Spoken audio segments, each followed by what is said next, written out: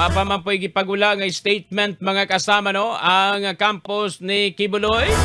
Labot ining reward money mao kuno kini ang pinaka first time in history nga ang gobyerno nagtanyag og 10 milyones ka pesos as kang Pastor Apollo Kibuloy. Doon na po'y nakapatong sa ulo nga 1 million pesos matagusa sa lain pang 5 ka mga akusado nga sila si Crescente Canada, Pauline Canada, Ingrid Canada, Jacqueline Roy o Sylvia Señales mga kasama. RMN. Kung mo'y kasayuran asa nagtago-tago si Pastor Apollo Kibuloy, nahala! At doon na mo sa NBI, sa Kapulisan, din ba sa DILG para inyong mahatag ang impormasyon o ang nagtagingting nga na po kamilon mainyo na ginintaw.